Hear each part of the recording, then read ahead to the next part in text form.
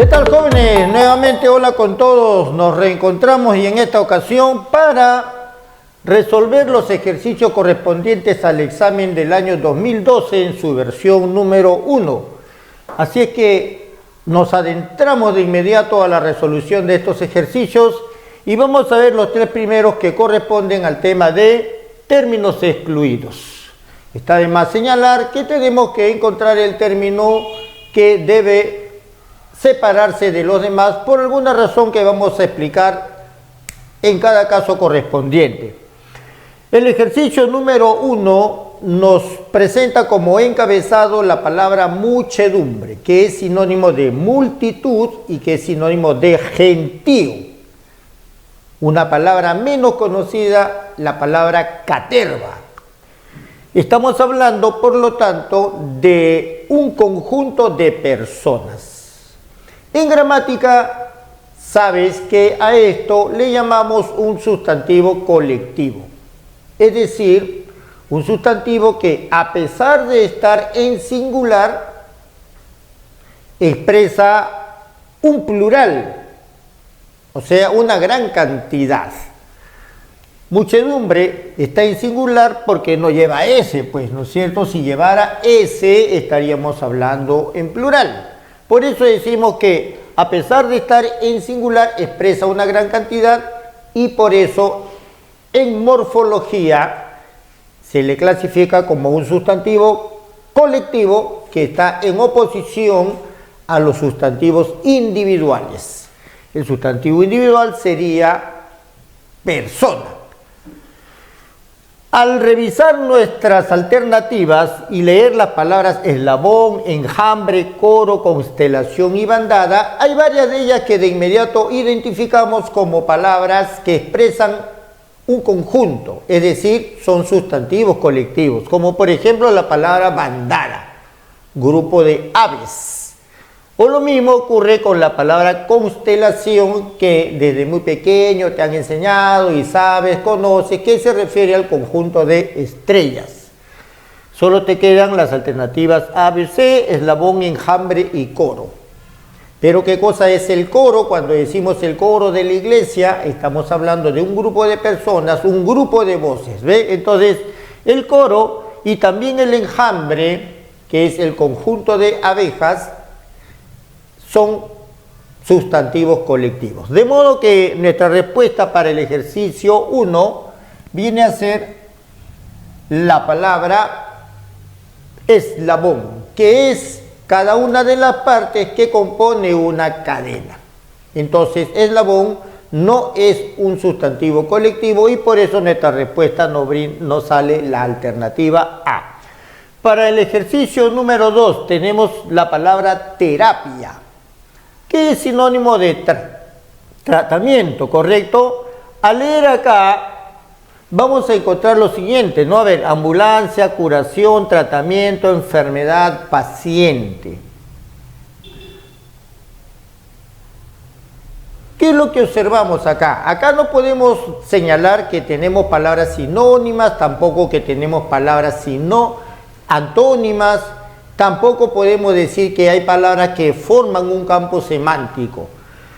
Lo que ocurre en este ejercicio es que hay 4 palabras que juntas reúnen la definición de lo que es una terapia. Es decir, acá tenemos un ejercicio por definición, ya que una terapia, la terapia es el tratamiento que se realiza para la curación de la enfermedad de un paciente.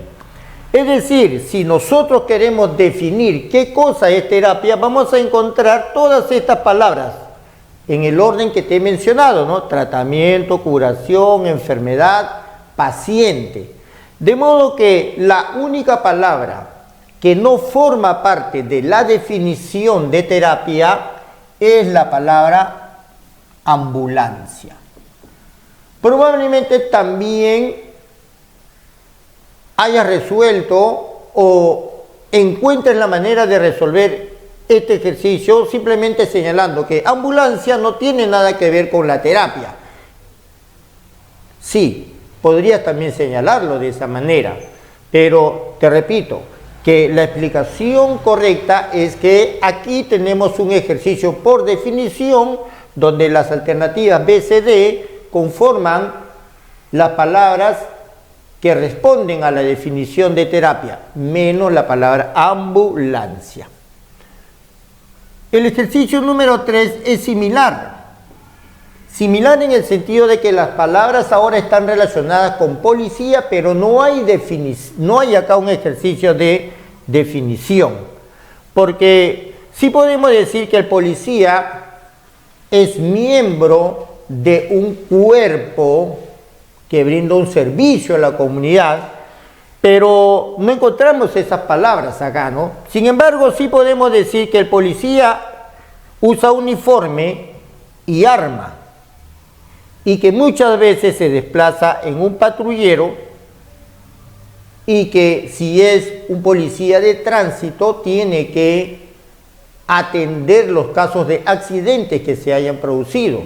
De modo que accidente, patrullero, arma y uniforme son palabras que están dentro del campo semántico de policía, y la palabra paciente no corresponde a ese campo semántico. Recuerda que campo semántico es el término que usamos para referirnos a las palabras que tienen entre sí un sema común, es decir, un significado común. Y nos concentramos ahora en los ejercicios de conectores. Tenemos 5 ejercicios y dice, el número 4, el postulante no llegó de Lima, de Tarma, punto y coma. Nos falta aquí un conector y dice coma, volverá a su tierra después del examen. Muy bien, podríamos decir el postulante no llegó de Lima, pero de Tarma obviamente que no, porque eso no tiene ningún tipo de coherencia. El postulante no llegó de Lima, sino de Tarma, eso sí es correcto, porque estamos negando y luego estamos afirmando de dónde llegó. Nuestra única duda es si la palabra sino la vamos a escribir junta como en las alternativas C, D, o la vamos a escribir separada como en la alternativa B de bueno. Y recuerda que la palabra sino se escribe junta cuando por lo general está antecedida por una negación. No fui al teatro, sino al cine. No me regalaron un PS5, PlayStation 5, sino un Nintendo. ¿Ok? Entonces, si digo no, y luego digo qué es lo que ocurrió, usamos el sino, pero en forma escrita junta. Entonces, no puede ser nuestra alternativa la B de bueno, y tenemos que concentrarnos en la C y en la D. Ocurre que en tu boletín las alternativas C y D aparecen escritas de igual forma, así como la he transcrito también aquí.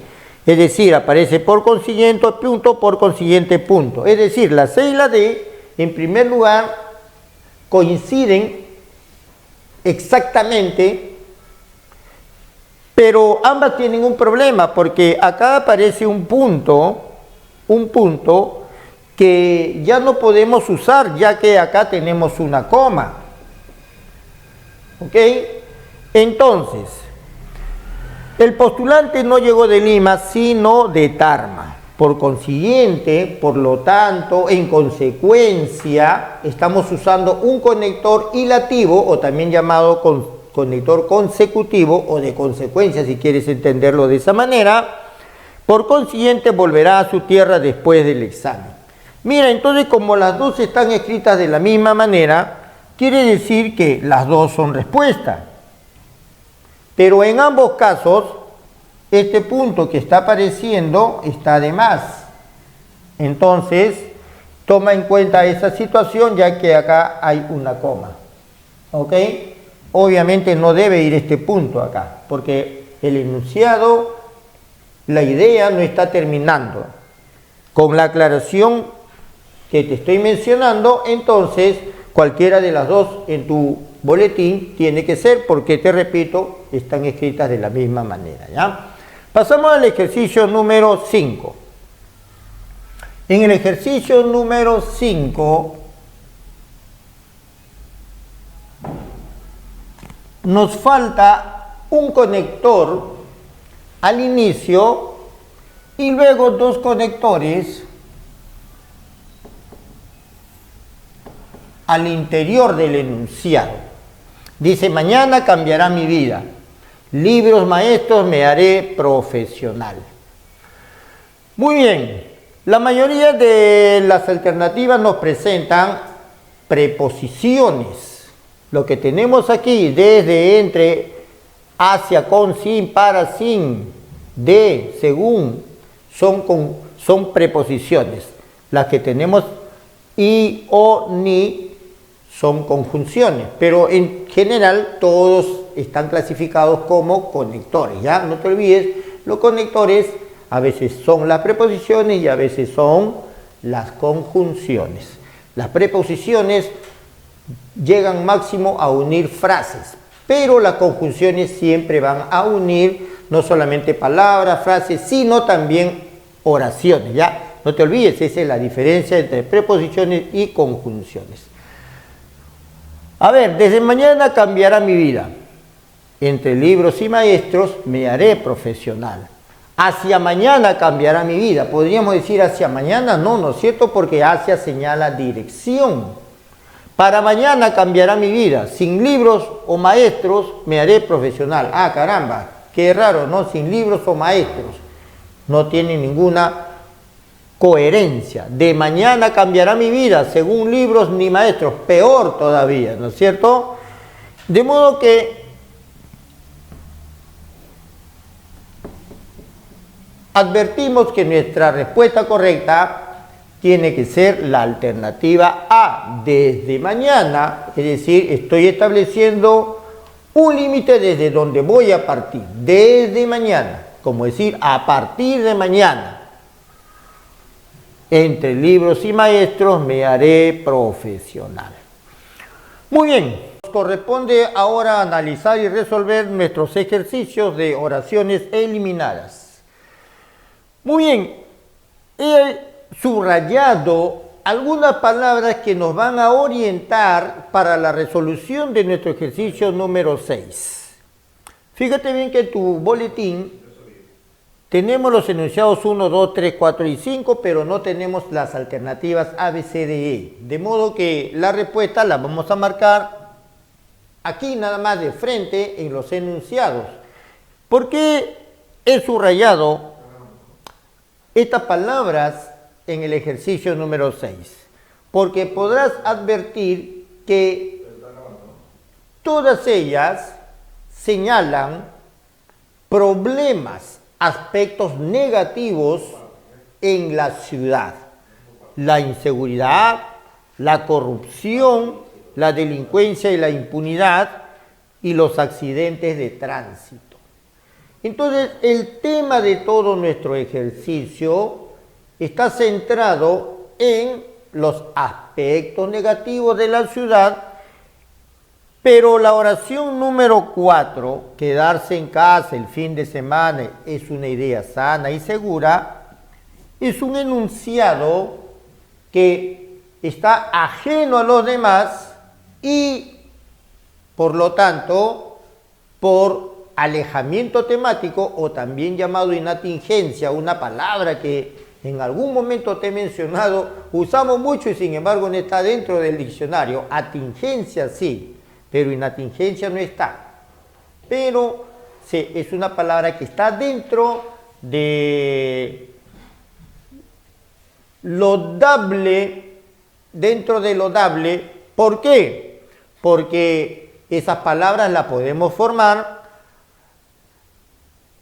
agregándole un prefijo, pues no, si existe la palabra tingencia, le ponemos el prefijo y nada más, se acabó el problema, ¿ya? Muy bien, entonces para el ejercicio número 6, nuestra respuesta correcta viene a ser el enunciado 4 y ahora pasamos a nuestro ejercicio número 7. Dice, Graciela Briceño es una poeta huanuqueña muy importante. Cardiff, Cloud y Malpartida también le han dado a Huánuco renombre nacional, o sea, fama, prestigio. La poesía de Briceño recoge las vivencias de sus primeros años. Su trabajo literario es conocido dentro y fuera del país. Actualmente, la poesía de Briceño está siendo estudiada en universidades de Canadá. Muy bien, joven, señorita, dama, caballero, lady and gentleman.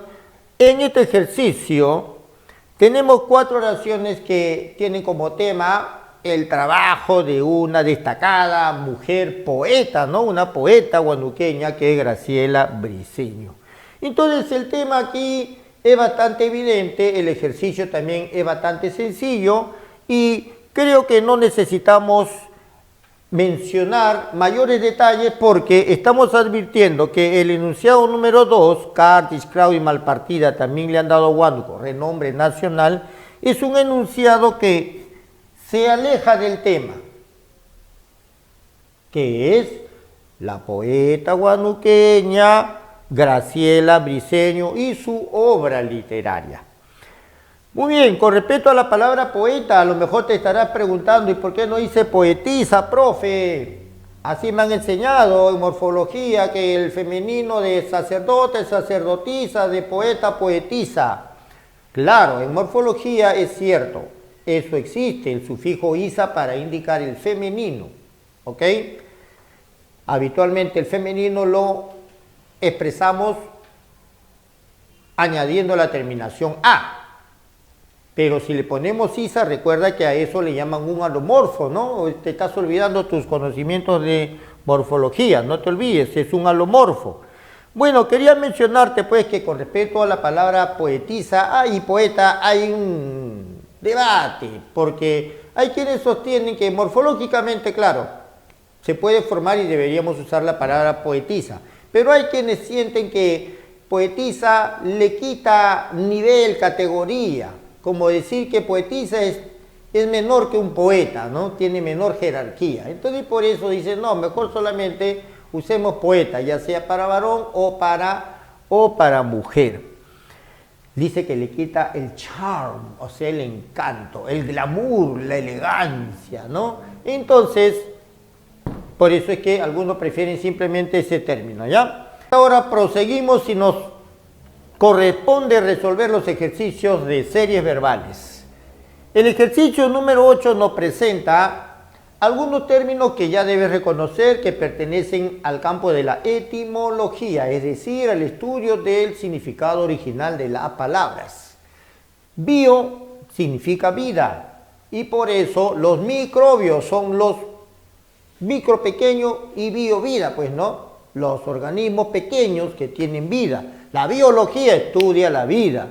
Lito significa piedra y por eso a veces vas a escuchar la palabra litografía, que es una técnica de impresión que, como su mismo nombre lo indica, es porque va a usar una piedra, como si fuese una plancha, un sello, ¡suá! Entonces es una litografía, ¿ya? Monolito, ¿por qué hablamos de monolito? Porque es una sola piedra, mono, uno, lito, piedra, una sola piedra enorme, grande, bueno, que servía para diversas finalidades, ¿no? Principalmente para la construcción. Necro, lo conoces, ¿no es cierto? Porque, ¿qué cosa es una necropsia? Es el análisis de un cadáver. Necro significa muerto. Necropsia es el análisis de un muerto, de un cadáver. Entonces, ahora solamente nos corresponde ubicar cuál de las palabras, cuál de los términos etimológicos de las raíces tiene su correspondiente significado. Vemos que no es la A porque geo significa tierra, y acá dice piso. Vemos que no es la B porque morfo significa forma, por eso si hablamos de un ser amorfo es porque no tiene forma. El prefijo a significa sin, ausencia de. Entonces no tiene nada que ver con informar. Epa, si digo, uy, estoy sufriendo un problema hepático, es porque tengo un problema en el hígado, pero no en el riñón. Epa quiere decir hígado, Y nefro es riñón, o sea, aquí está invertido el orden. Por eso, ¿qué cosa es un nefrólogo? Es el especialista médico que se encarga de analizar, tratar los problemas ligados al riñón. De modo que, descartadas A, B, C, D, nos queda nuestra respuesta E, que la conocemos, pues, ¿no? Demo, pueblo, y por eso hablamos de la democracia, que etimológicamente significa el gobierno del pueblo. Muy bien, pasemos al ejercicio número 9, que nos va a generar en realidad un problemón. ¿Por qué? Porque recuerda que lo primero que debemos hacer para cualquier ejercicio de razonamiento verbal es recurrir al significado de las palabras. Es decir, vamos a guiarnos siempre por la semántica. Entonces, al analizar nuestra serie trigo, harina, pan, sabemos que el trigo es el cereal del cual obtenemos la harina. Y sabemos que la harina se convierte en la materia prima con la cual producimos el pan. Es decir, del trigo producimos la harina y de la harina producimos el pan.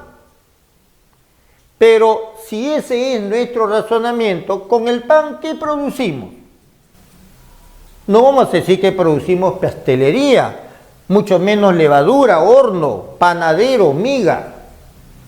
Entonces, aquí realmente tenemos un serio problema, porque habría que entender qué es lo que han querido plantearnos en este ejercicio las personas que propusieron esto de acá. En algún momento he llegado a pensar que a lo mejor han hecho esto, lo cual no me parece adecuado, pero estaría dentro de las probabilidades, ¿no? Mira, ve, si todo esto tomamos que son parte de un mismo campo semántico, entonces en el campo semántico habría aquí varias respuestas. Pastelería, panadero, miga, porque la miga es una parte pequeña del pan, la levadura, que sería un componente del pan, y el único que no formaría parte de ese campo semántico sería la palabra horno, la alternativa horno. Aunque dice, profe, pero el pan se cuece en un horno. Ah, también podríamos decir eso.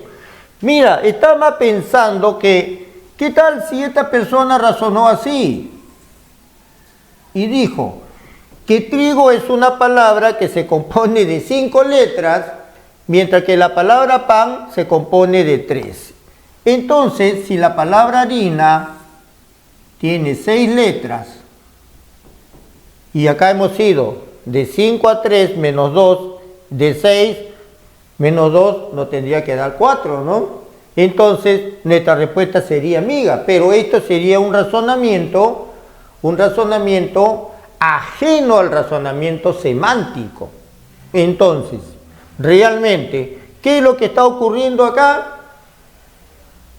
Estoy fundamentando que el razonamiento semántico nos dice que con el trigo producimos la harina, con la harina producimos el pan, pero con el pan ya no nos va a salir lo demás. Entonces, si es que asumimos este último razonamiento que combina el razonamiento matemático y que está restándole letras al elemento siguiente, entonces tendríamos que decir que esto de acá es nuestra respuesta. Sin embargo, sigo señalando que esto tiene un problema que no me atrevo a dilucidar porque realmente no le encuentro una razón valedera para marcar una respuesta. La única razón que le encuentro es la que te he mencionado desde el punto de vista semántico y sin embargo no hay una respuesta para ello. Si asumimos el otro razonamiento, entonces tendríamos que decir que la respuesta es esta, la E. Lo dejamos allí y pasamos a los ejercicios de analogías. Muy bien, entonces tenemos ovino caprino. ¿Qué es ovino? No tiene nada que ver con el ovillo, a eso de tejer, lana, no. Ovino es el término que usamos para hablar del ganado, que incluye a la oveja y su macho el carnero, y el ganado caprino llamamos a aquel que incluye a las cabras. Entonces estamos hablando de tipos de ganado. Felino y perruno. Bueno, felino se refiere a un tipo de animal y perruno se refiere al perro, pero no son tipos de ganado. Porcino es el ganado el ganado que incluye al chancho, pero el tocino no es un tipo de ganado, ¿no es cierto? El camello es una clasificación de animal dentro de la cual se encuentra la llama, al igual que la alpaca y al igual que la vicuña. Equino es un tipo de ganado que incluye al caballo, y en bovino tenemos otro tipo de ganado que incluye a la vaca, al toro, y lo cual no se presenta en la alternativa E, donde estamos hablando de canino, perro, y gatuno, gato, no son ganado. De modo que nuestra respuesta para el ejercicio número 10 es la alternativa D de dado. Y en cuanto al ejercicio número 11, pelvis, vejiga, tenemos aquí un ejercicio que se resuelve simplemente por ubicación. ¿Cómo es eso, profe? Es que el término B, la vejiga, se encuentra en la zona de la pelvis, se encuentra alojado allí. El órgano se encuentra alojado en esa zona que se llama la pelvis, que es la vejiga, el receptáculo donde se acumulan los líquidos que luego miccionamos, ¿correcto? De modo que tenemos que buscar un órgano que esté alojado en una zona determinada. ¿Se cumple en el caso de pulmones, tórax? Sí, porque los pulmones los tenemos en la parte posterior del tórax, ¿no es cierto? ¿El cráneo está alojado en el cerebro? No, es al revés. ¿Los intestinos están alojados en el estómago? No, forman parte del aparato digestivo, pero no están alojados dentro del estómago. La cara no está dentro de los ojos y mucho menos la cabeza dentro de los pelos. De modo que para nuestro ejercicio número 11, nuestra respuesta correcta tiene que ser la alternativa A. Muy bien, chicos, entonces ahora nos corresponde analizar los ejercicios de paremiología, es decir, interpretación de refranes. Tenemos un primer refrán que dice: entre gitanos no se adivinan la suerte. También lo vas a escuchar cuando dicen: entre gitanos no se leen las manos. Es lo mismo. ¿Y cuál es el sentido de ese refrán? Si todos somos gitanos, quiere decir que todos nos ocupamos de lo mismo. Tenemos entonces una misma labor, una misma ocupación redundando en lo que estamos mencionando. Entonces, este refrán, entre gitanos no se adivinan la suerte, es un llamado de atención para señalar que no pretendamos, pues, aprovecharnos, sacar ventaja cuando estamos entre iguales. De modo que no hay que hacernos daño y tampoco, te repito, buscar aprovecharse uno del otro. Al leer nuestras alternativas, entre músicos no se ponen a bailar, entre sastres no se pagan las hechuras, o sea, las confecciones, los trabajos de confección, a eso se refiere la palabra hechuras. En casa de herrero, cuchillo de palo, entre jarana y jarana las penas huyen, no hay moros en la costa. Vamos a analizar, a ver, de abajo hacia arriba, ¿no? No hay moros en la costa, es una expresión bastante castellana, porque en España, recuerda, se vivió muchos siglos de dominio árabe. Los árabes llegaron a España en el año 711 y se quedaron hasta 1492. Decir no hay moros en la costa era una forma de avisar que no hay problemas, no hay inconvenientes, no vamos a tener dificultades.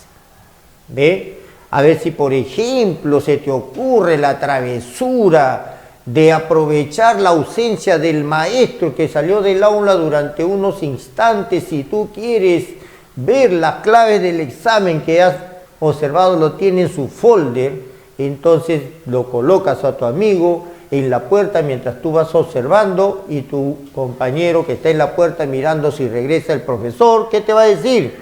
No hay moros en la costa. Quiere decir que el profesor ni se aproxima y no hay nadie, y tú puedes hacer lo que te había propuesto, ¿ya? De esa manera usamos el refrán no hay moros en la costa. Entre jarana y jarana las penas huyen. Bueno, es una recomendación, ¿no?, de que hay que saber sobrellevar los problemas, y que mejor si lo hacemos en una fiesta, gozando. En casa de herrero, cuchillo de palo. El herrero es el que trabaja con los metales. Se supone que debería tener entonces un cuchillo de metal, pero dice que en su casa hay un cuchillo de palo. ¿En qué circunstancias usamos este refrán? Cuando queremos señalar que donde esperábamos las condiciones adecuadas, no las encontramos. Entonces, pero ninguno de ellos se refiere a lo que hemos explicado en el refrán: entre gitanos no se adivinan la suerte.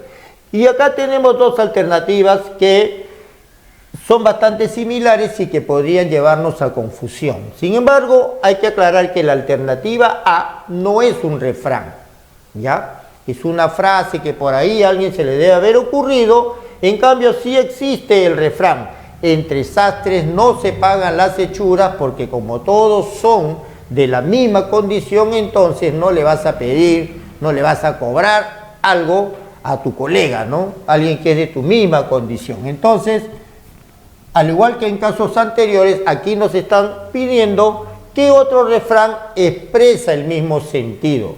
Y por eso marcamos la respuesta B de bueno. Ahora nos dan el sentido, el significado del refrán, y debemos nosotros ubicar cuál es el refrán que expresa este sentido. Dice: busquemos el refrán que signifique que es mejor tener algo por esfuerzo que por favores ajenos. Leemos la alternativa A. Dice: aunque la mona se vista de seda, mona se queda. Es decir, que nuestra esencia no la vamos a lograr borrar por la apariencia. Las personas van a conservar siempre su particularidad. Por más que tú intentes disfrazarte, vas a conservar tu esencia, ¿no? No vas a poder engañar a los demás. Nunca digas que llueve hasta que truene, es decir, no te anticipes a los hechos, a las cosas. Más vale pájaro en mano que cientos volando. Nos exhorta ¿a qué? A que vayamos por las cosas seguras y no nos aventuremos algo de lo cual no tenemos seguridad. Al que de ajeno se viste, en la calle lo desvisten. A ver, si supongamos no sabemos a qué se refiere, pero leemos la alternativa E: al camarón dormido se lo lleva la corriente. Este refrán lo usamos para señalar que debemos estar prestos, atentos para las oportunidades que se nos presentan. ¿Ven? Lo aplicamos en diversos campos: en el campo amoroso, en el campo laboral, en diversas actividades. ¿Ven? Si estabas al acecho de una pareja, por ejemplo, ¿no?, y de pronto se te presenta la oportunidad de acceder a ella o a él, pero viene otra se la lleva, entonces se lo lleva, entonces te dirán: a camarón que se duerme, se lo lleva la corriente. También se dice de esa manera, ¿ya? Al camarón dormido, o si no, a camarón que se duerme, se lo lleva la corriente. Entonces no hay que desaprovechar las oportunidades. Al que de ajeno se viste, en la calle lo desvisten, es precisamente lo que expresa y que tenemos acá arriba. Es mejor tener algo por esfuerzo que por favores ajenos. Ahora vamos a analizar un texto que es bastante breve y que dice lo siguiente: la nanotecnología es la tecnología de las máquinas cuyo tamaño es del orden de los nanómetros, es decir, de milésimas de milímetros. Los científicos avisoran un futuro de múltiples aplicaciones para la nanotecnología en la medicina, la biología, la electrónica, etc. El Premio Nobel de Física 2007 se otorgó al francés Albert Pert y al alemán Peter Grünberg por su descubrimiento de la magnetoresistencia gigante, lo que ha permitido aumentar por 100 o 200 la capacidad de información de discos duros y una miniaturización radical de los mismos. Muy bien, he leído acá Premio Nobel porque ya te he explicado que nos hemos habituado a pronunciarlo de esa manera, aunque el diccionario panamericano de dudas dice que, y tiene toda la razón, que deberíamos pronunciarlo Nobel, porque el apellido es Nobel, y así se pronuncia en inglés y en castellano también, pero nos hemos acostumbrado a decir Nobel, ¿ya? Deberíamos decir Nobel.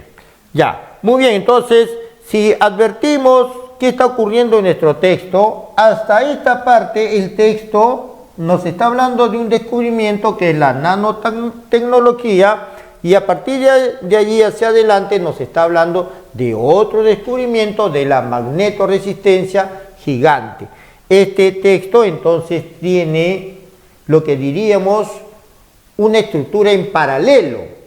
Cuando hablamos de una estructura en paralelo, recuerda que un texto analizante empieza mencionando una idea general y la desarrolla. En cambio, un texto sintetizante empieza por los ejemplos para llegar a una conclusión. En este caso, nosotros tenemos que el autor habla de una cosa y luego habla de otra. Entonces son dos temas que se van a ir alternando y por eso se habla de un texto en paralelo, ya de estructura paralela. Y precisamente la pregunta 14 habla de una parte de ella y la pregunta 15 habla de la otra parte. Por eso, la pregunta 14 que dice, mediante la nanotecnología es posible fabricar máquinas pequeñísimas que sirvan, entre otras cosas, para... Simplemente nos tenemos que limitar a releer el texto en sus primeras líneas, y acá dice que los científicos avisoran un futuro de múltiples aplicaciones, ¿dónde? En la medicina, en la biología y la electrónica. Por lo tanto, si hablo de medicina, la respuesta tiene que ser que la nanotecnología va a servir para tratar enfermedades. ¿Hay algo que haga referencia a la biología? No. ¿A la electrónica? No. Por eso que tu respuesta está relacionada con el tratamiento de las enfermedades, con la medicina. La pregunta 15 dice, el descubrimiento de los físicos Pert y Grünberg ha permitido el avance en la... A ver, al leer esto dice que se les concedió el premio Nobel en el año 2007 y eso ha permitido aumentar sus estudios, su descubrimiento dice que ha permitido aumentar por 100 o 200 la capacidad de información de discos duros. Y eso, ¿con qué está relacionado en estas alternativas? Con la biología, con la medicina, con la informática, con la colaboración científica, con la cura de enfermedades, con la informática, obviamente, porque estamos hablando de discos duros y la miniaturización de ellos. Ahora vamos a analizar los ejercicios correspondientes a plan de redacción. La emisión de sonidos lingüísticos, dice el ejercicio número 16, y vamos a ver cómo debemos ordenar estas oraciones. Si leemos el enunciado 1, dice, esa vibración produce la voz humana como sonido puro. Al leer este enunciado, joven, señorita, dama, caballero, lady and gentleman, mira pues, no podemos decir que nuestro texto va a empezar con esa expresión, esa vibración. Porque si digo esa vibración, es porque estoy hablando de algo que previamente he mencionado. Si yo digo, ese joven debe ser galardonado, premiado, pero tú me vas a mirar con ojos de asombro, ¿no? ¿Y de qué joven está hablando? Ese joven se supone que yo ya he hablado de alguien. Mire, entonces no podemos empezar por la 1 y mucho menos por la 2, porque la 2 también dice, es ahí donde se pronuncian. Y si yo te preguntara, ¿y a qué se refiere es ahí? Ahí. ¿Dónde? ¿En el techo, en el piso, en el baño? No sabemos, ¿no? Entonces tú de inmediato descartas. No, no puedo empezar ni por la 2 ni por la 1.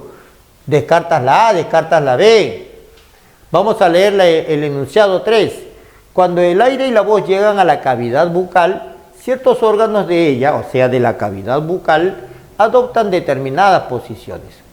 Y el enunciado 4 dice, el aire expirado, en tu libro, ojo, en tu boletín dice, el aire expirado para, dice, con R. No debe decir para, debe decir pasa. Por eso que acá lo he escrito con este color, para que adviertas que debes corregir. Y te voy a explicar por qué debe decir eso. El aire expirado pasa por las cuerdas haciéndolas vibrar. Muy bien, mira, ve.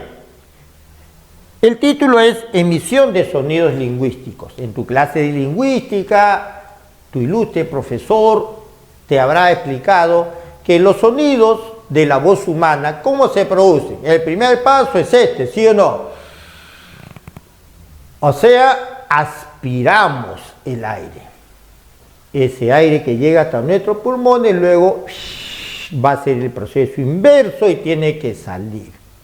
En ese proceso de salida, por eso acá va a ocurrir lo siguiente, y por eso acá dice, el aire expirado, o sea, el que estamos botando, no el aire aspirado, sino el expirado, el que estamos botando, pasa por las cuerdas, o sea, las cuerdas vocales que tenemos aquí, haciéndolas vibrar.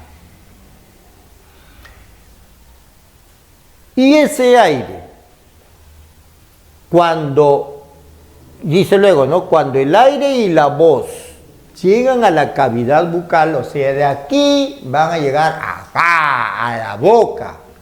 Ciertos órganos de ella adoptan determinadas posiciones. En tu clase de fonética te explican que en la boca tenemos órganos de fonación, algunos llamados activos porque se mueven, como la lengua, como los labios se mueven, pero hay otros que son pasivos porque no se mueven. A ver, mueve tus dientes, no puedes mover tus dientes, mueve tu paladar, no puedes mover tu paladar. Entonces, estos órganos son los que van a determinar la clase de sonido que vamos a pronunciar. El primer órgano que está al fondo de nuestra boca, que le llamamos coloquialmente la campanita y que en fonética se llama la úvula, ese es el primerito que se va a cerrar hacia atrás y va a impedir que el aire salga por la nariz. Entonces todo el aire va a salir por la boca, pero si esa úvula se cierra hacia la boca, entonces el aire va a salir por la nariz y se van a producir los sonidos nasales, MNN. Bueno, eso lo conoces en tu clase de fonética, ¿ya? Te estoy simplemente explicando un poquito de por qué menciona que ciertos órganos adoptan determinadas posiciones. El principal es la lengua, que a veces va a estar hacia arriba, a veces hacia abajo, se pega a los dientes, ¿ok? Retrocede, etc. Entonces, ya estamos advirtiendo que de la 4 va a seguir la 3 y nuestra única alternativa es la E, pero vamos a ver por qué sigue la 2. En la 2 dice, es ahí. ¿Por qué dice es ahí? Porque en el enunciado 3 habló de la cavidad bucal. Y es ahí, o sea, en esa cavidad bucal donde se pronuncian los sonidos lingüísticos. ¿Ve? Esa vibración, a ver. No, nos hemos salteado uno, ¿no? A ver, el aire expirado pasa por las cuerdas haciéndolas vibrar. Ojo, acá dice haciéndolas vibrar. Vibrar. Esa vibración, habíamos ver por no estar mirando acá, esa vibración produce la voz humana como sonido puro. Entonces 4-1, y entonces el aire que estaba expirado y que ahora ha producido la vibración y la voz, llegan a la cavidad bucal, ciertos órganos de ella adoptan determinadas posiciones y es ahí donde se pronuncian los sonidos. Entonces, es 4-1 porque las hace vibrar y esa vibración produce la voz humana. Muy bien, 4-1-3-2. Ahí tenemos nuestra respuesta para el ejercicio número 16, por estar concentrado en el repaso de la fonética, ¿no? Ya, y ahora tenemos la migración mundial, ejercicio número 17. Al leer los 4 enunciados, encontramos que 2 de ellos se refieren al desplazamiento de la población, habla de las personas, y otros 2 hablan de money, ¿no? De money, de dinero. ¿Cuáles hablan de dinero? La 1 y la 4. Y las que hablan de las personas son los enunciados 2 y 3. ¿Por dónde vamos a iniciar nuestro ordenamiento? ¿Por qué por la 3? Porque dice, el desplazamiento de la población mundial en los últimos 10 años ha tenido un aumento considerable. Luego de esto, ¿por qué dice que, cómo demuestro que ha tenido un aumento considerable? Brindando un dato, ¿no? Y ese dato dice que de 132 millones se incrementó a 414, ha pasado de 150 millones de emigrantes a 14 millones. Muy bien.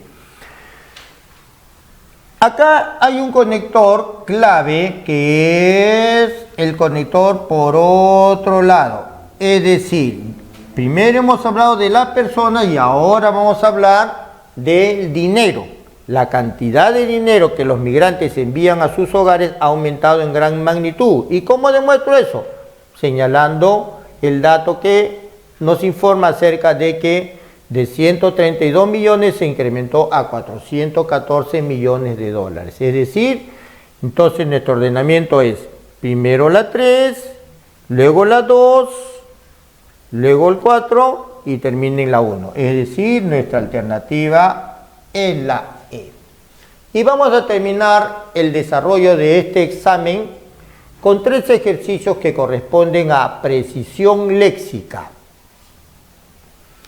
El primer ejercicio dice, para su sorpresa, al exponer sus planes, encontró paso franco a sus pretensiones. Muy bien, la palabra franco, si decimos, te aprecio porque eres un amigo franco. ¿Qué entendemos cuando decimos que eres un amigo franco, que eres un amigo sincero, ¿no es cierto? Entonces, podríamos pensar que acá la palabra franco podemos reemplazarla por sincero, pero no. Recuerda que aquí tienes que analizar el contexto.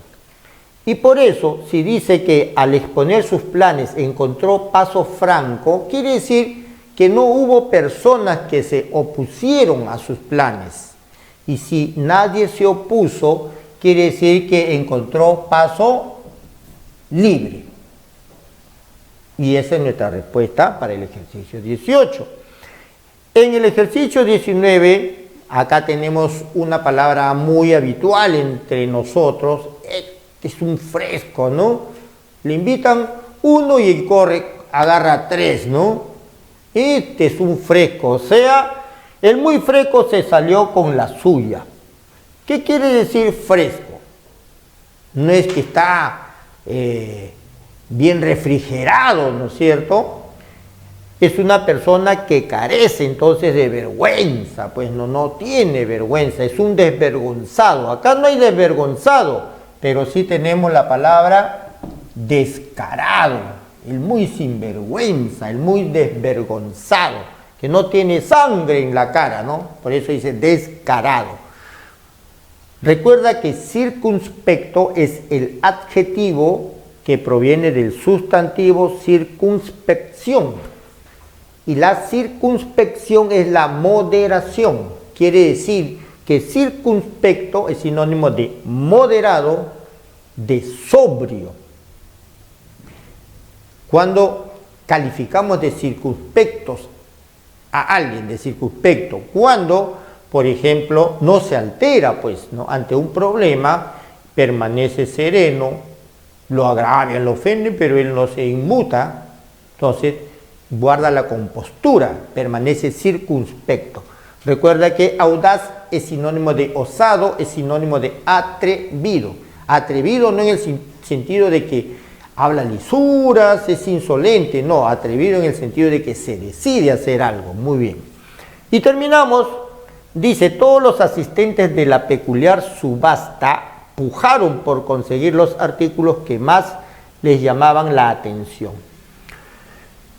Mira, acá te he escrito con color rosadito esta coma porque así está en tu texto. Pero quiero resaltar algo que tú debes conocer y que no debes olvidar.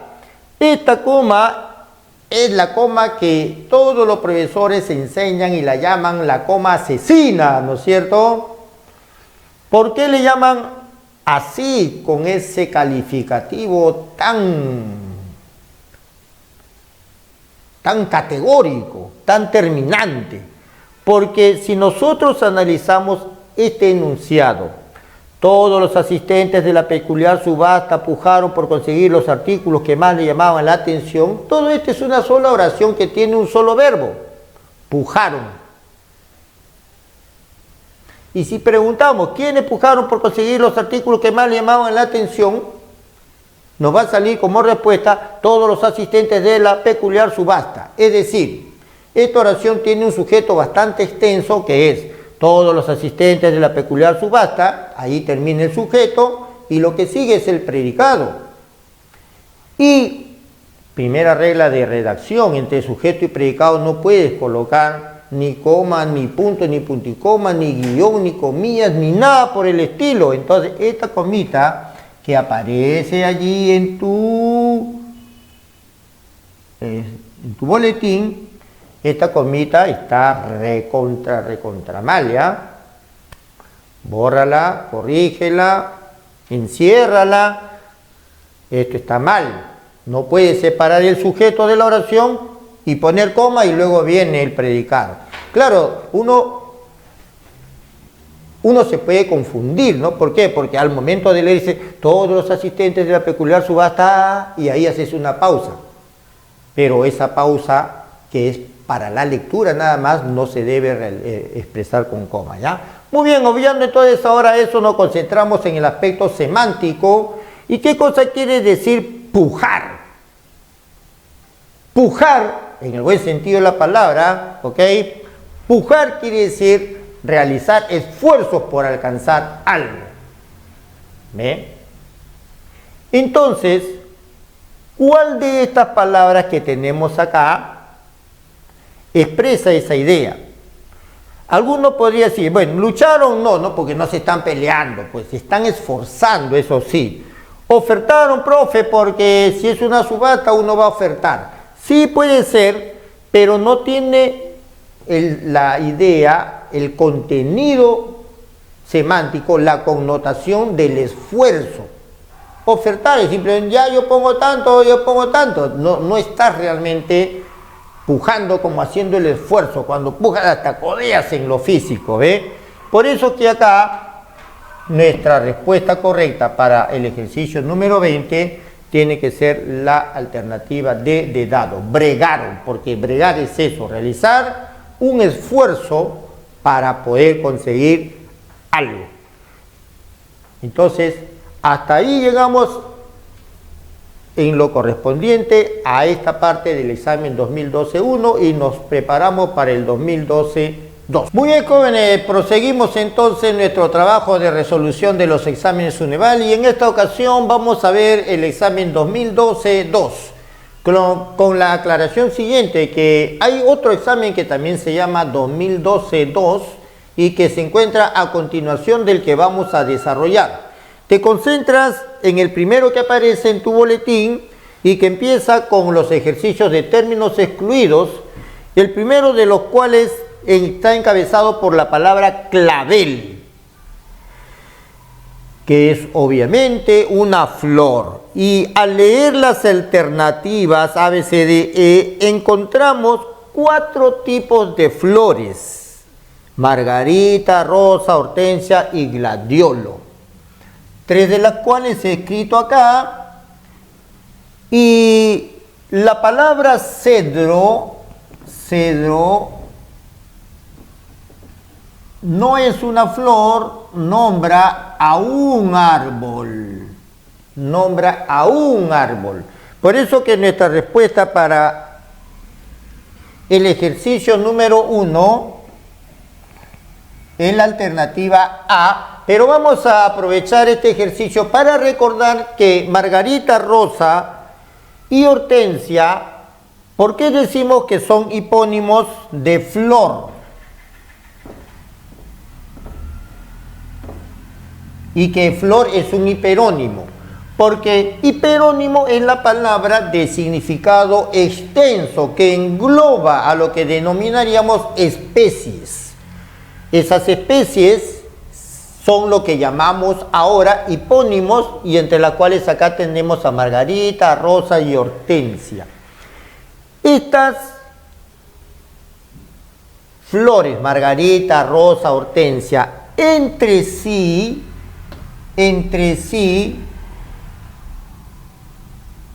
tienen también una relación.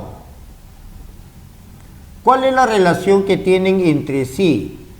Como todas son hipónimos de un mismo hiperónimo, por eso que a estas palabras la llamamos con el nombre de cohipónimos. O sea que co literalmente significa ambas, ¿ya? Pero en este caso significa para todos, que todas estas palabras son hipónimos de un mismo hiperónimo. Hiperónimo, el término extenso; hipónimo, el término específico, y entre ellos los llamamos cohipónimos. De modo que si acá dice abeto, cedro y le agregamos roble, caoba, etcétera, tipos de árboles, entonces aquí el hiperónimo es árbol, y estas 3 palabras, abeto, cedro, roble, son entre sí, al igual que en el caso anterior, son cohipónimos.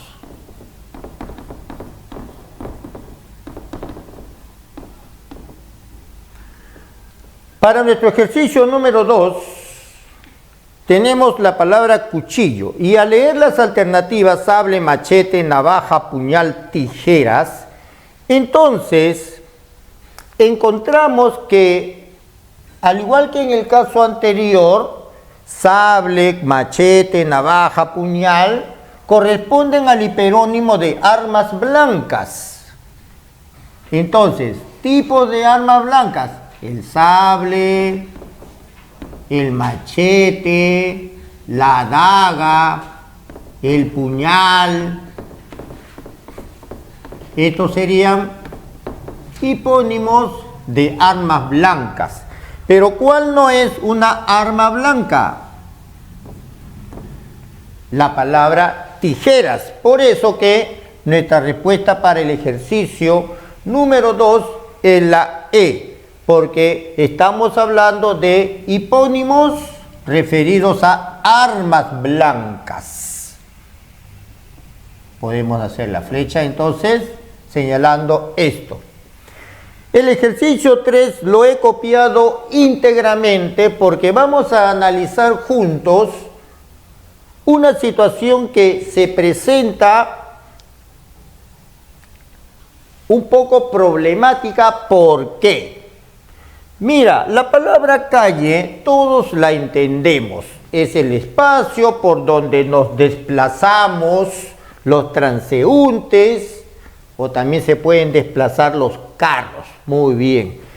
Asociado a calle tenemos la palabra jirón, el famoso jirón de la Unión en Lima, o la palabra avenida. O sea, son, en el caso de avenida, una calle amplia, ancha. El jirón es una calle un poco más estrecha, pero que tiene transversales muchas otras calles. Asociado entonces a calle tenemos avenida, jirón, y coincidirás conmigo en que también tenemos la palabra camino. Ahora, consulté con algunos de tus coterráneos, o sea, que pertenecen a tu misma tierra, y le pregunté qué entiende por callejón. Y me dijo que callejón es una calle estrecha. Y efectivamente, callejón en el diccionario señala eso, calle estrecha. Y cuando le pregunté qué entiende por vereda, me dijo que es el espacio que está por encima del nivel de la pista y por donde transitamos, caminamos los peatones. Y le dije, ¿y no has escuchado la canción, el vals peruano que dice por una vereda viene cabalgando José Antonio? Si José Antonio es un jinete y viene cabalgando por una vereda, oye, la vereda no es pues por donde está caminando, ¿no? El peatón. Porque en el diccionario, vereda es una calle, es un camino. Pero en nuestro conocimiento léxico cotidiano, lo que es la acera, porque su nombre en el diccionario es acera, lo que es acera nosotros conocemos como vereda.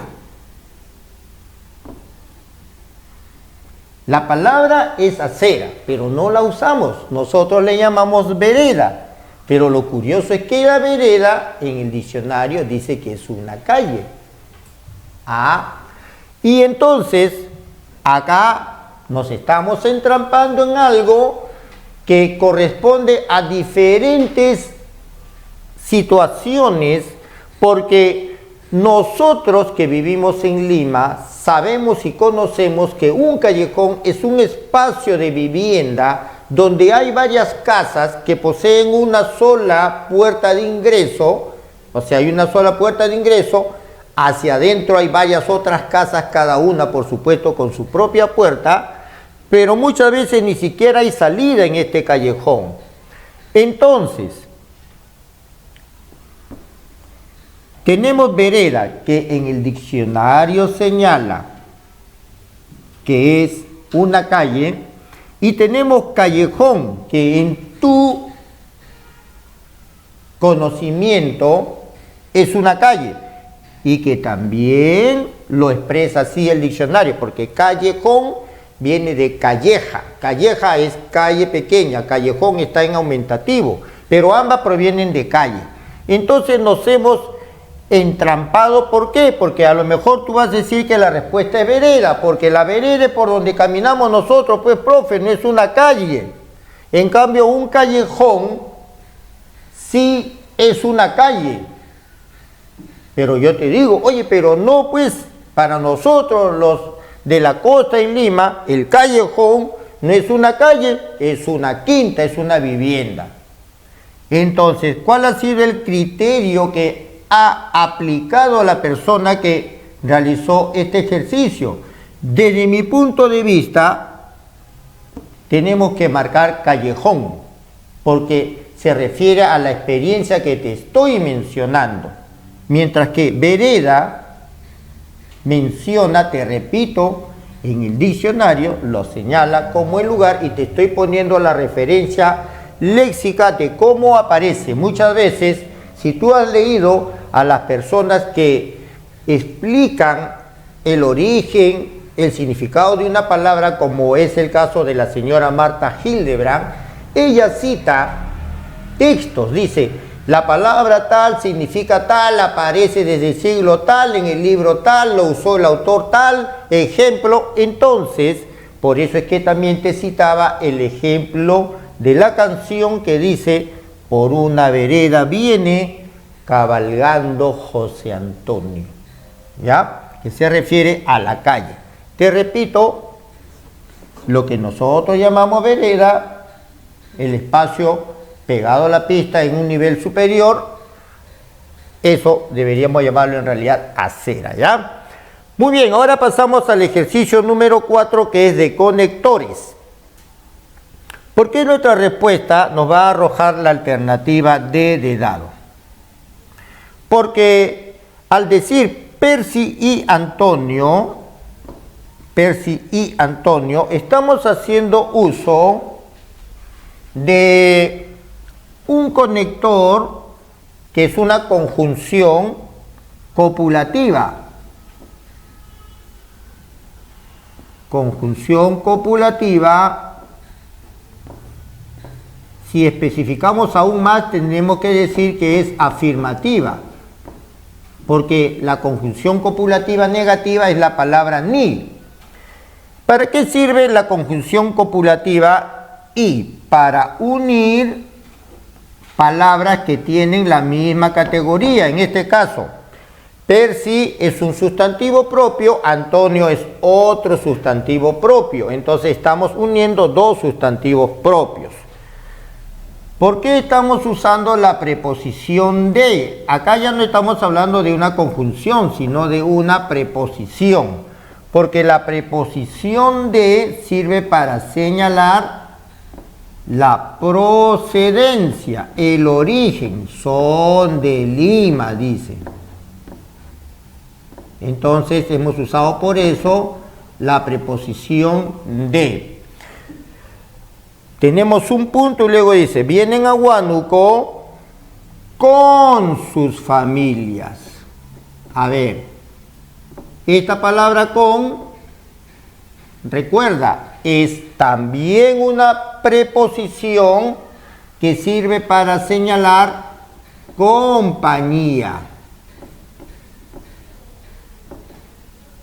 Entonces, al agregar la conjunción y las preposiciones de con, nuestro enunciado queda, Percy y Antonio son de Lima, vienen a Huánuco con sus familias, y por eso que la respuesta correcta nos sale la D de dado. En cuanto a la número 5, dice, transcurrió la Semana Santa. La respuesta correcta nos va a salir la E, pero el fervor cristiano continúa. Ahora vamos a analizar gramaticalmente esta oración, que tiene dos partes. Transcurrió la Semana Santa, hasta ahí es una primera parte, y luego tenemos el conector pero, que es una conjunción adversativa. ¿Por qué se llama adversativa? Porque nos va a permitir oponer ideas, oponer conceptos. ¿Y cómo se expresa esta oposición de conceptos? Si analizamos los verbos de ambas partes, el primer verbo transcurrió está expresado en lo que habitualmente llamamos pasado nada más, ¿no es cierto? Pero su nombre específico es el pretérito indefinido, porque recuerda que hay un pretérito que se llama imperfecto y hay otro pretérito que se llama el pluscuamperfecto. Entonces no podemos hablar simplemente de pasado a secas, porque cada uno de ellos tiene una diferencia. Cuando hablamos del pretérito indefinido, estamos expresando una acción terminada. Por eso acá dice, transcurrió la Semana Santa, o sea que ya pasó ya eso. En la segunda parte, en la segunda proposición, diríamos, tenemos que decir así gramaticalmente, tenemos el verbo que está en presente. Entonces hay una oposición de lo que ya terminó con lo que continúa. Por eso que el conector que lógicamente está completando este enunciado es el conector pero, porque está expresando esa oposición entre un indefinido que señala una acción ya terminada y un presente donde dice que todavía continúa. En este caso, ¿qué cosa? Continúa el fervor. No te olvides, en gramática, el pretérito indefinido te dice que es el único tiempo simple que expresa una acción ya terminada, porque habitualmente las acciones terminadas se expresan con los tiempos compuestos, donde usamos siempre el verbo haber como un verbo auxiliar. He terminado mi clase, habíamos estudiado, habremos ingresado. Todos los tiempos compuestos expresan acciones terminadas. Eso es lo que te enseñan en gramática y te aclaran que hay un solo tiempo simple que expresa también una acción terminada. Y ese tiempo simple es el pretérito indefinido. Para nuestro ejercicio número 6, que es otro ejercicio de conectores, hay esperanza. ¿Por qué usamos en? Porque tenemos que expresar lugar en mi corazón.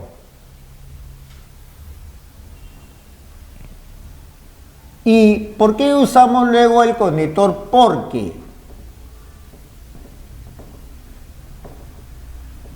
Porque queremos expresar la causa de algo. Al completar nuestro enunciado con las palabras en, que es una preposición, y porque, que es una conjunción, nuestra respuesta nos va a salir la alternativa E. Pero vamos también a aprovechar para realizar el análisis gramatical, en este caso sintáctico, de esta oración. Esta oración que tiene dos partes. Hasta aquí sería una primera parte y hasta aquí está la segunda parte. Cada parte se llama proposición, pero todo junto, como solamente termina en un punto, hay un solo punto, todo esto es una sola oración compuesta. ¿Cómo se llama? Como lleva este conector porque, que expresa causa, por eso decimos que se llama oración compuesta causal.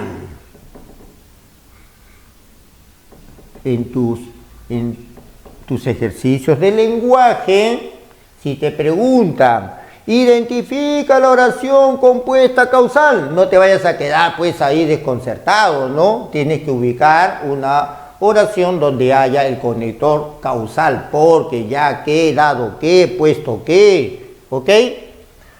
Nos concentramos ahora en el ejercicio número 7. Nos piden que señalemos el significado del refrán: quien calla, otorga. A ver, imaginémonos dos situaciones. Alguien que se está quejando porque a mí no me tomaron en cuenta, no tomaron en consideración mi opinión, y la otra persona que te está escuchando te dice: debiste haber hablado en su momento, ¿por qué te quedaste callado? O si en el momento en que tú dices, no, caramba, ¿cómo es posible que esto no? Quieres opinar sobre algo, entonces alguien te incita y te dice: habla de una vez, expresa tu objeción. ¿Por qué nos aguijonean? A eso se dice aguijonear, ¿no? Habla de una vez, expresa tu objeción. Porque si en ese momento tú no dices algo, entonces, si no hablas oportunamente, estás brindando una aprobación tácita, sobreentendida. Si tú no hablas, quiere decir: estuviste de acuerdo. En esas circunstancias es que usamos el refrán: quien calla, otorga. Por eso que Al leer tus alternativas, tu respuesta correcta va a salir la E, que dice, quien no protesta a tiempo, aprueba una propuesta, ¿ya? Entonces, ante cualquier circunstancia donde tú tengas una objeción, el refrán te dice, debes expresarlo, debes expresarla, tu objeción, porque si no, el que calla, otorga, ¿ya? Eso se aplica en diversas circunstancias, empezando por lo amoroso y terminando en lo social, ¿ya? Muy bien, ejercicio número 8, recomienda no ser tan ambicioso. Bueno, nosotros debemos ser ambiciosos en la vida, ¿no? Porque ser ambicioso quiere decir aspirar siempre a lo mejor, al progreso. Pero acá dice no ser tan ambicioso, o sea, no serlo exageradamente, ¿no? Ese tan cambia todo, ¿no? Entonces, dice, quien mucho abarca, poco aprieta, quien no llora, no mama, quien con muchachos se acuesta, amanece mojado, quien mal anda, mal acaba, quien siembra lluvias, o también quien siembra vientos, cosecha tempestades. Ese lo conocemos bastante, ¿no? Quien siembra vientos cosecha tempestades, o sea que una mala acción va a acarrear efectos peores. Quien mal anda, mal acaba, las malas juntas nunca nos van a llevar a buen puerto.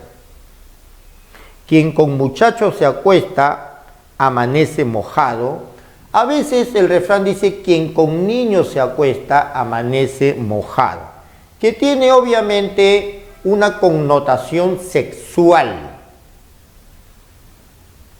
pero que se refiere al hecho siguiente.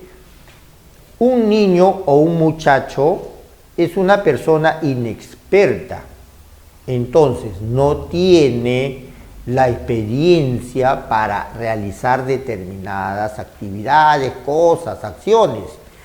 En este caso concreto, quien con muchachos se acuesta está obviamente dirigiéndose a una mujer, ¿no? Amanece mojado, en este caso sería mojada, ¿ok? Se refiere a que, bueno, pues el niño, el muchacho se orinó, ¿no es cierto?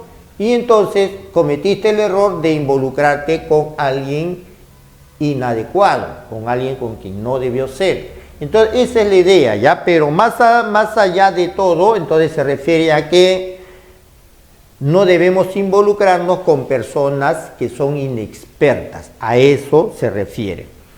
Quien no llora no mama, pues se refiere a que hay que saber expresar las quejas, los reclamos oportunamente.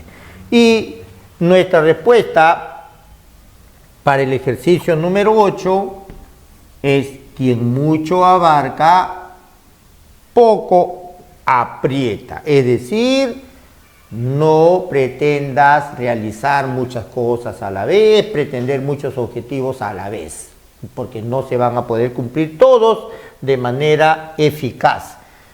Entonces, como si nos dijeran, ¿por qué tantas ocupaciones a la vez? Y ahí, nos endilgaran, se dice, nos endilgan, ¿no? El refrán, quien mucho abarca, poco aprieta. Discutible, porque hay quienes dicen, no, yo sí voy a poder, yo sí puedo. Discutible, ¿ah? Hay quienes se esfuerzan y lo logran, pero el refrán se refiere a ello, ¿ya? Ahora tenemos un texto bastante breve de 2 párrafos, cada párrafo también bastante breve. El primer párrafo dice: el origen de toda energía de nuestro planeta es el Sol. Esta estrella amarilla, centro de nuestro sistema solar, hizo que la vida surgiera en la Tierra. La vida en general es una vasta red de integrantes que consume energía. El hombre moderno es la especie que más fuentes de energía requiere. Aunque ya han surgido consecuencias negativas como la contaminación, los ciudadanos podemos realizar esfuerzos para mejorar la situación. Tenemos una primera pregunta que es de deducción. Dice, del texto se deduce que, ¿por qué nuestra respuesta va hacer la alternativa C, porque en el primer párrafo las dos líneas finales dicen: la vida en general es una vasta red de integrantes que consume energía. O sea, todos los integrantes que tienen vida, para que puedan tener vida, consumen energía. Podemos decir entonces en nuestro razonamiento que la vida entonces está ligada a la energía. Y si hacemos el razonamiento inverso, la energía está ligada a la vida, ¿no? Porque una es recíproca con la otra.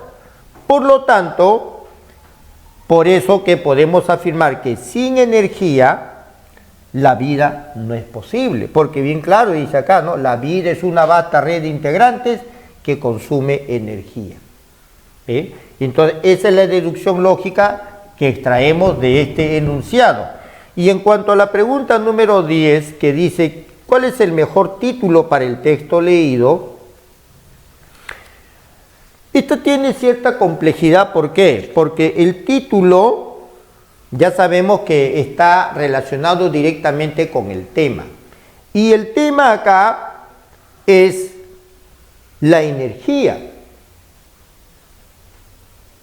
Pero no encontramos una alternativa que lleve eso, salvo la C que dice el hombre energético. Energético se refiere de energía, se refiere a la energía, y la E que dice somos energía. Muy bien, vamos a ver, vamos a analizar por un momento el párrafo 2.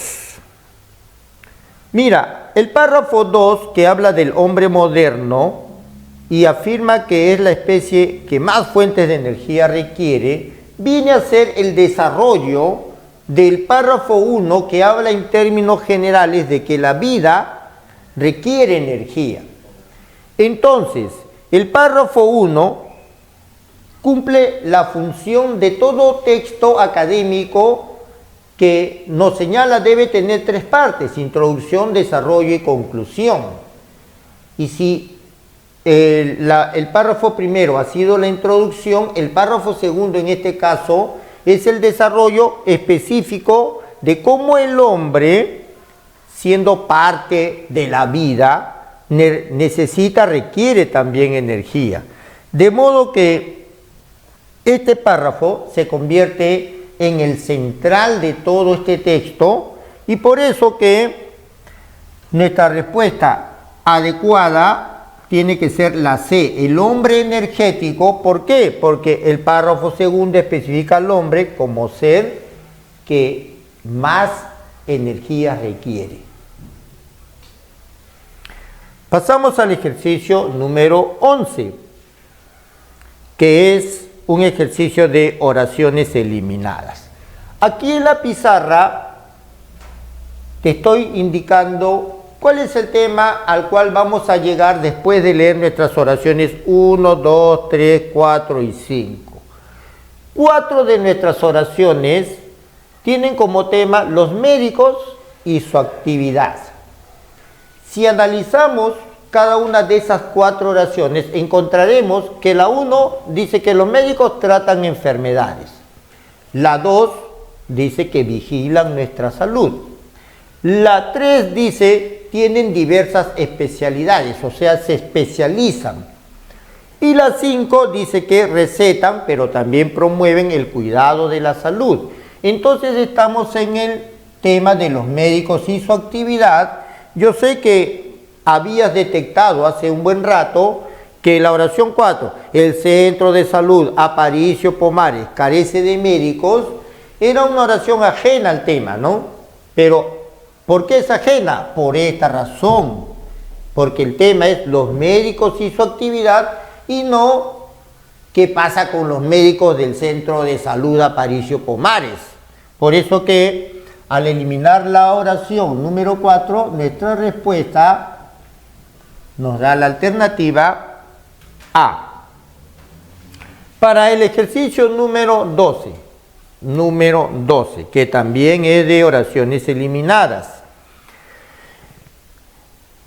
Al leer cada una de las oraciones, vamos a encontrar un tema dentro de ellas. Mira, esta sí vamos a leerla, ¿no? Dice, el trabajo en la oficina se recargó antes del Jueves Santo. Esa labor abundante, o sea, la que se había recargado, se debió a la proximidad de la fiesta cristiana. ¿Qué fiesta cristiana? El Jueves Santo, pues. La oficina está muy desordenada, con razón hay mucho trabajo.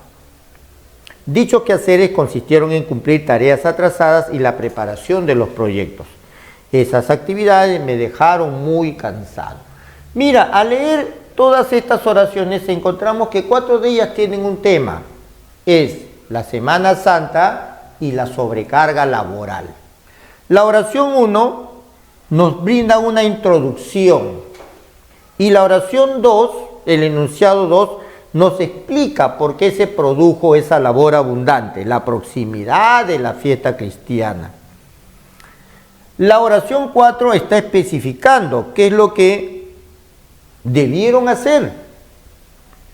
Y la oración 5 nos está señalando la consecuencia de todo ese ajetreo que se ha cumplido en los días previos a la Semana Santa, en este caso al Jueves Santo. La oración 3, la oficina está muy desordenada, con razón hay mucho trabajo, ya no está relacionado con la causa que está originando la sobrecarga laboral. Más bien dice, ¿no?, que el trabajo se está realizando, la sobrecarga, porque hay desorden. Y el tema no es que hay desorden, el tema es que se ha sobrecargado por la proximidad de una festividad religiosa. Y por eso la oración 3, la alternativa A, es la que debemos eliminar.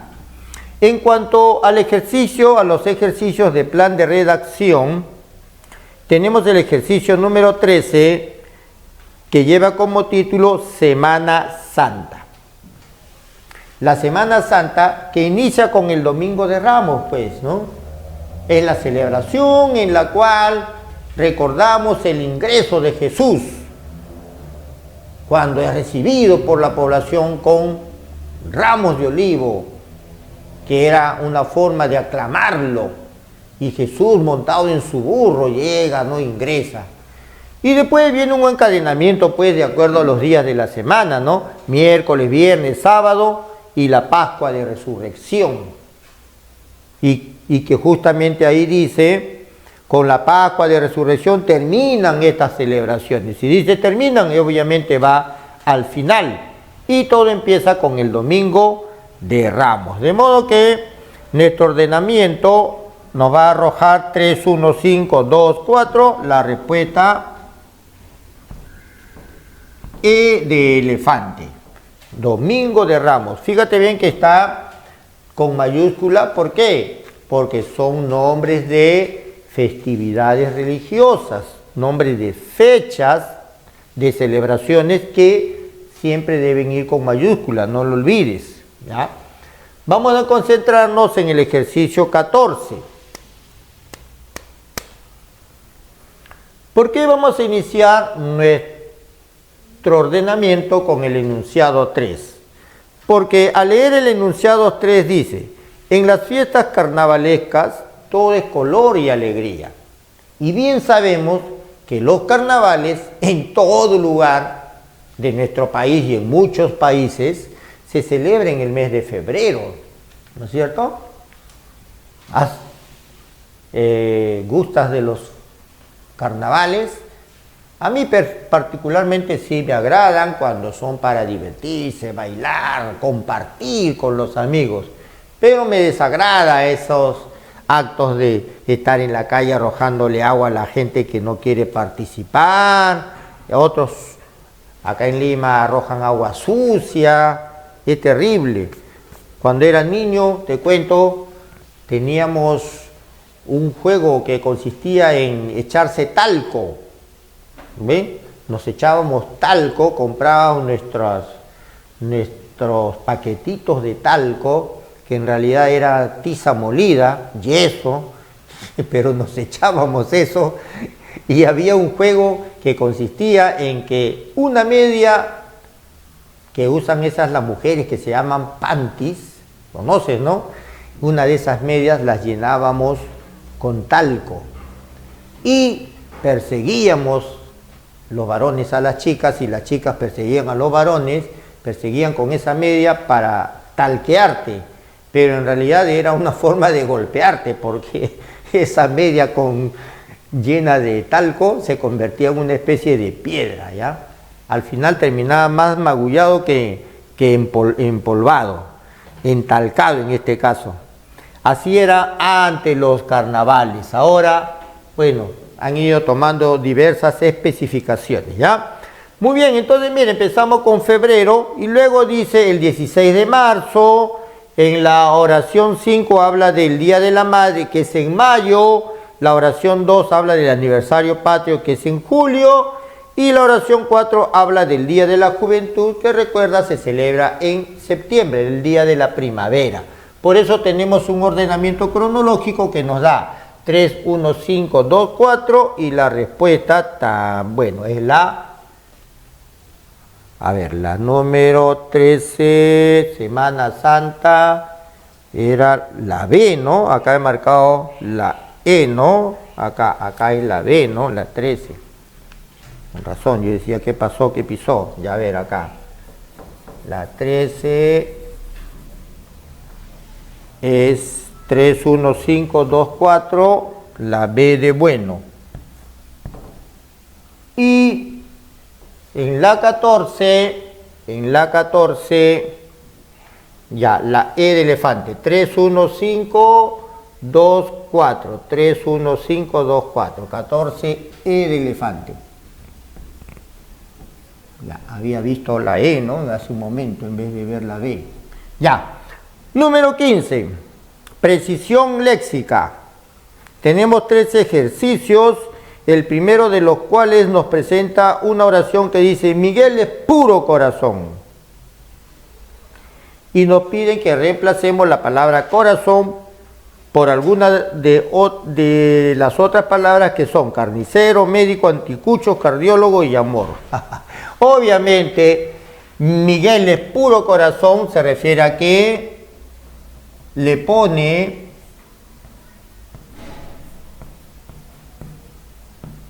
mucha dedicación, mucho amor a lo que hace. Le pone mucho amor a lo que hace. Por eso que no es difícil señalar que nuestra respuesta para la número 15 es la alternativa E. Para el enunciado número 16 dice, aquel hombre está viviendo el atardecer de sus días. ¿Por qué vamos a reemplazar atardecer? Entonces vamos a recordar que el día lo podemos expresar en 3 partes, ¿no? El amanecer, el atardecer y el anochecer. Si lo queremos expresar en otras palabras, decimos que estos serían las horas matinales. Usamos el adjetivo matutino. En la tarde usamos el adjetivo vespertino.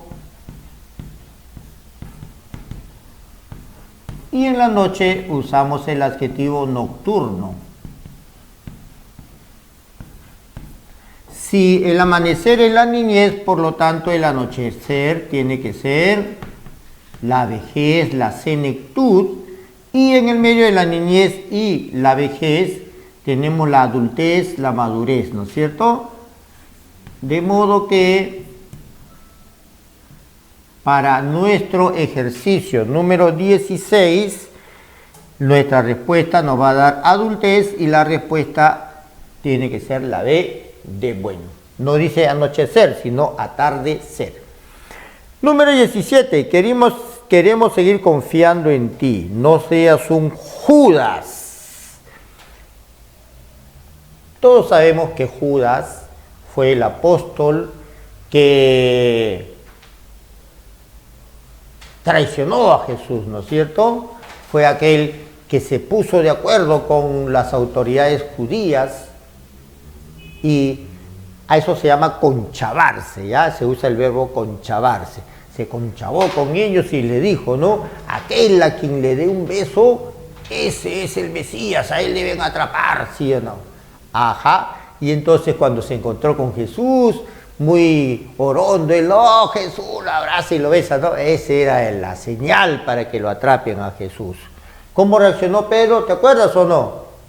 ¿Quién fue el que reaccionó? Sacó su espada, ¡suá!, y dio a uno de los que habían capturado a Jesús. Y Jesús le dijo, no hagas eso, ¿no? No quería violencia, ¿no? ¿Cómo no conoces eso, esa historia de ese momento de la historia de la vida de Jesús? Le corta la oreja, ¿no? Le corta la oreja a uno de los captores, ¿no? Muy bien, Judas, por eso que es una palabra que usamos como sinónimo de felón. Y felón es traidor, pues, ¿no? La felonía, por eso, es una traición. El felón es un traidor. En el ejercicio número 17, no seas Judas, no seas traidor. Ejercicio número 18, analogías. Tenemos 3 ejercicios de analogías y terminamos allí nuestra práctica. Tenemos la premisa injusticias, protesta. ¿Qué relación tenemos entre injusticias y protestas? Una relación de causa a efecto. O sea que las injusticias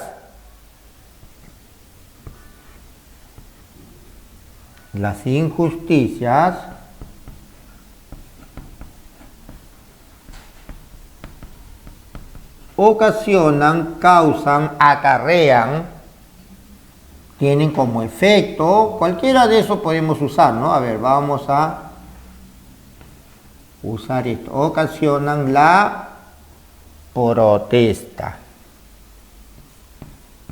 Hay una relación de causa a efecto.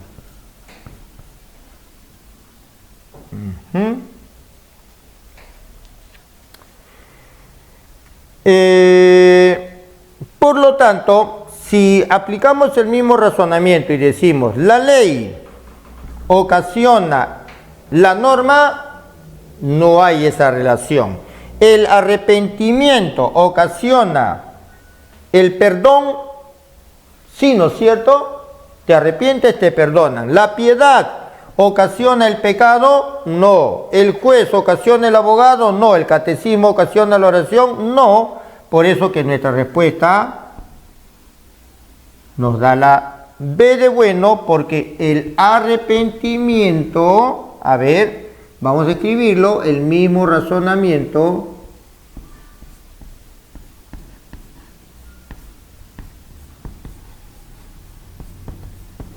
El arrepentimiento ocasiona, acá por cuestión de concordancia gramatical tenemos que usar el singular, acá hemos usado el plural porque el sujeto es plural, ¿no es cierto? El arrepentimiento ocasiona el perdón, y por cuestión de concordancia gramatical acá hemos usado artículo masculino o perdón femenino, y acá tenemos que usar el artículo masculino, ¿no es cierto? Pero es el mismo razonamiento y por eso la respuesta sale la B de bueno. En el ejercicio número 19, río, orilla.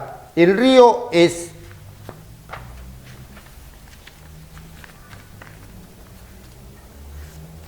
el agua, pues, ¿no?, que discurre por un cauce, se llama cauce, y que lleva un caudal. El caudal es la cantidad de agua que transporta. Si viene con mucha fuerza, decimos que es un río torrentoso. Y si tiene mucha agua, decimos que es un río caudaloso. ¿No es cierto? Muy bien, entonces, ¿qué cosa es la orilla? Es lo que está al lado del río. Si razonamos de esa manera, el término B lo ponemos acá y el término A lo ponemos al lado inverso, entonces hacemos un razonamiento que dice, la orilla está al lado del río. Si decimos la cuneta está al lado de la carretera, no podemos decir si es cierto o falso si previamente no sabemos qué cosa es cuneta. Y si buscas en el diccionario vas a encontrar la respuesta. Por lo pronto vamos a seguir analizando. A ver, el intestino está al lado del alimento. Oh. El agua está al lado de la manguera. La frente está al lado del sudor.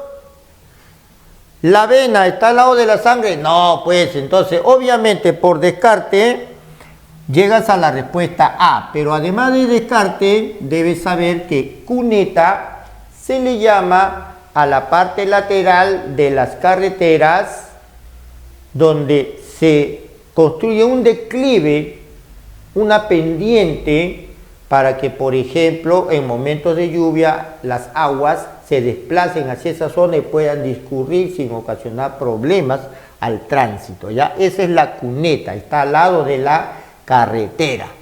Y terminamos nuestro ejercicio número 20, donde tenemos alicate desarmador. Alicate y desarmador